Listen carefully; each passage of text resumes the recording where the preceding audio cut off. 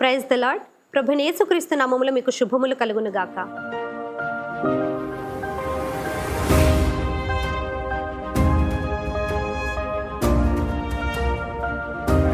మనం సేవిస్తున్న దేవుని యొక్క నామము ఏమిటి అని అంటే యేసుక్రీస్తు అని మనం ఖచ్చితంగా చెప్పగలుగుతాం. యేసు అంటే రక్షకుడు, క్రీస్తు అంటే అభిషిక్తుడు అని క్రీస్తును నమ్మిన ప్రతి ఒక్కరికి తెలిసిపోతుంది. మన దేవుని పేరు ఏమిటి అంటే ఆయన యొక్క లక్షణాలే, ఆయన యొక్క గుణగణాలే ఆయన పేరు అని బైబిల్ మొత్తంలో మనకు తేటపరచబడుతుంది. ఉదాహరణకి యెషయా గ్రంథం 9వ అధ్యాయం 6వ వచనం చదువుతాను చూడండి. ఏలయనగా మనకు శిశువు పుట్టెను, మనకు కుమారుడు అనుగ్రహింపబడెను, ఆయన భుజము మీద రాజ్యభారముండును, ఆశ్చర్యకరుడు, ఆలోచనకర్త, బలవంతుడైన దేవుడు, నిత్యుడగు తండ్రి, సమాధానకర్తయగు అధిపతి అని అతనికి పేరు పెట్టబడును. ఇది ప్రవచనం. ఆశ్చర్యకరుడు, ఆలోచనకర్త, బలవంతుడైన దేవుడు అని కొన్ని లక్షణములను తెలియపరచడం జరిగింది. లక్షణాలే తెలియపరచబడింది. మరి యేసు ప్రభు పుట్టినప్పుడు నిజంగానే ఈ పేరే ఆయనకు పెట్టారా?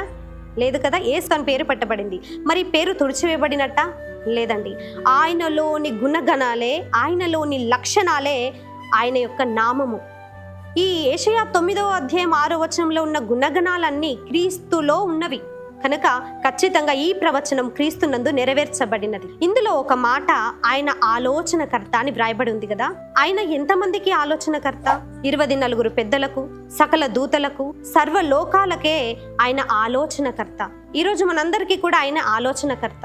అదే విధంగా మరొక నామము ఆయనకు ఉన్నది. హోషేయ గ్రంథం 12వ అధ్యాయం 5వ వచనం. యెహోవా అని, సైన్యములకు అధిపతియగు యెహోవా అని ఆయనకు జ్ఞాపకార్థ నామము. ఆయనకున్న మరొక పేరు ఏమిటంటే సైన్యములకు అధిపతియగు యెహోవా అని. చాలా అద్భుతమైన పేరు. ఆయన ఒక సైన్యానికి అధిపతి కాదు, సైన్యములకు అధిపతి. ఎన్ని సైన్యాలు ఉన్నాయి? ప్రభువుకు ఎన్ని రకముల సైన్యములు ఉన్నాయి? చాలా రకాల సైన్యాలు ఉన్నాయి. ఆయనకు సంగీత బృందం ఉంది, అది ఒక సైన్యం. ఈ ప్రకృతిని అనగా ఆకాశము, భూమి, గాలి, నీరు, ఈ విధంగా మనకు కనిపిస్తున్న పంచభూతములు ఏవైతే ఉన్నాయో వాటిని పరిపాలించడానికి దేవుడు కొంతమంది దూతలను నియమించాడు. వారు కూడా దేవునికి సైన్యమే, యుద్ధ సైనిక దళం.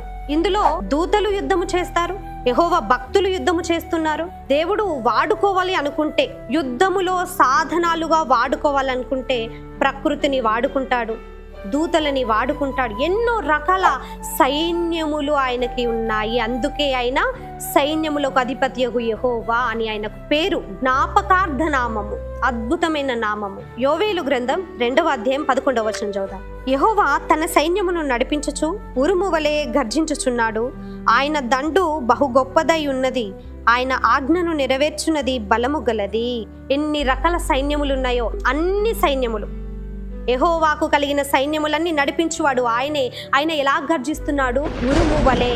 ఈరోజు గట్టిగా ఉరిమితే మనుషులము తట్టుకోలేం, మన గుండె అదిరిపోతూ ఉంటుంది. యెహోవా స్వరము వినలేమని దేవుడు వాక్యమునిచ్చి, ప్రవక్తలను నియమించి, ఉపదేశకులను నియమించి, కృపగల దేవుడు మెల్లిగా మాటలాడుతూ మనలను ముందుకు నడిపిస్తున్నాడు. యెహోవా ఆజ్ఞను నెరవేర్చున్నది బలము గలది అట. హల్లెలూయా. ఎవరెవరు ఆయన ఆజ్ఞను నెరవేరుస్తున్నారు? ఇందాక మనం చెప్పుకున్నటువంటి సైన్యములు అన్నీ యెహోవా ఆజ్ఞను నెరవేర్చుచున్నవి. అలాగే సార్వత్రిక సంఘం అనే ఆయన దండు ఆజ్ఞను నెరవేరుస్తుంది గనుక బలము గల్లది. మనం బలహీనమైన ఘటాలుగా ఉండనక్కరలేదు. దేవుడే చెప్తున్నాడు, నా దండు బలము గల్లది, నా సైన్యం బలము గల్లది. దేవుడే నమ్మకముగా నా దండు బలము గలది అని చెప్పినప్పుడు మనలని మనం బలహీనపరుచుకొని, మనలని మనము నా వల్ల కాదు అని ప్రార్థనలో వెనకడుగు వేయకండి, యుద్ధములో వెనకడుగు వేయకండి, శ్రమలను తలుచుకొని వెనకడుగు వేయకండి. ఈ సైన్యాన్ని, ఈ దండును దేవుడు ఏ విధంగా ఏర్పరచుకుంటున్నాడో యెషయా గ్రంథం 13వ అధ్యాయం 4వ వచనం చదువుతాం. బహుజనుల ఘోష వలె కొండలలోని జన సమూహము వలన కలుగు శబ్దము వినుడి, కూడుకొను రాజ్యముల జనములు చేయు అల్లరి శబ్దము వినుడి. సైన్యములకు అధిపతియగు యెహోవా యుద్ధమునకై తన సేనను వ్యూహ క్రమముగా ఏర్పరచుచున్నాడు. దేవుడు తన సైన్యం ఏ విధంగా ఏర్పరచుకునిచున్నాడు? ఒక వ్యూహ క్రమముగా ఏర్పరచుకునిచున్నాడు. వ్యూహము అంటే ఒక ప్రణాళికబద్ధంగా, ప్రణాళిక లేని విధంగా తన సైన్యాన్ని ఆయన నడిపించడం లేదు. ఒక వ్యూహ క్రమముగా దేవుడు తన సైన్యమును ముందుకు నడిపిస్తున్నాడు. వెనక ఉన్నవాడు ఆయనే, యుద్ధము యెహోవాదే. ఆయన చేతిలో ఆయుధాలుగా మనం ముందుకు సాగాలి. పరమగీతము 6వ అధ్యాయం 10వ వచనము, సంధ్యారాగము చూపట్టుచు చంద్రబింబమంత అందము గలదై, సూర్యుని అంత స్వచ్ఛమును కలలును గలదై, వ్యూహిత సైన్య సమభీకర రూపిణియగు ఈమె ఎవరు? సార్వత్రిక సంఘం. ఏ విధంగా కనపడుతుంది చిట్ట చివరకు? ప్రస్తుత కాలము సార్వత్రిక సంఘం ఇంకా పూర్తిగా తయారు కాలేదని మనం అనుకుంటూ ఉంటాం. కానీ చిట్ట చివరకు తయారైన తర్వాత ఈ సార్వత్రిక సంఘ సమూహం ఏ విధంగా కనబడుతుంది? వ్యూహము తీర్చబడ్డ సైన్యముగా కనిపిస్తుంది.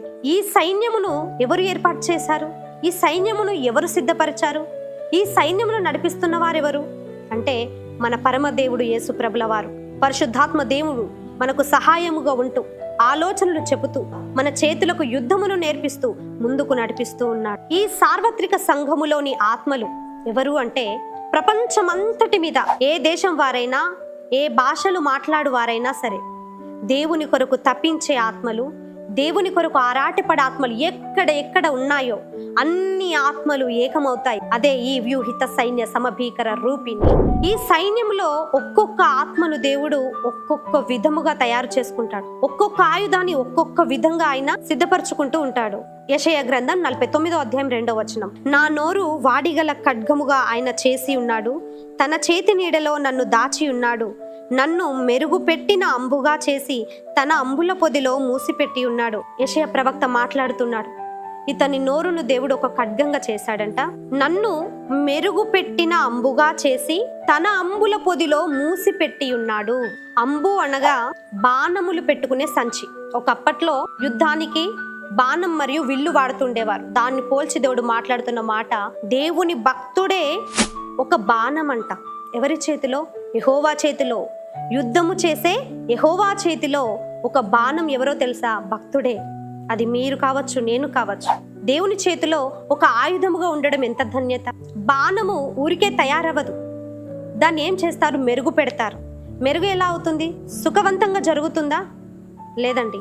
మూసలో ఆ వస్తువును, ఆ బాణంను మెరుగు పెడతారు. ఈ విధంగా తయారు చేయబడ్డ భక్తుడు ఎన్ని శ్రమల చేత కొట్టబడి, ఎన్ని నిందల చేత కొట్టబడి, ఎన్ని అవమానాలకు ఓర్చుకొని, జీవితంలో తుఫాను లాంటి పరిస్థితులు వచ్చినా, పెనుగాలి లాంటి పరిస్థితులు వచ్చినా, ఇల్లే కూలిపోయింది అన్నంత భయంకరమైన స్థితిలోకి వెళ్ళినా సరే ఆ భక్తుడు నిలబడతాడు. ఆ నిలబడ్డ భక్తుడే యెహోవా చేతిలో ఒక బాణము, యెహోవా చేతిలో ఒక ఆయుధము. ఆయనకు అనుకూలంగా నీవు నిలబడినప్పుడే దేవుని చేతిలో నువ్వు ఒక ఆయుధముగా తయారవుతావు. ఈరోజు సైన్యములకు అధిపతి యెహోవా నిన్ను, నన్ను, మనలందరినీ నడిపించుచున్నాడు. మనం ఒంటరిగా లేము. మనం చేస్తున్న యుద్ధము ఒంటరిగా చేయడం లేదు.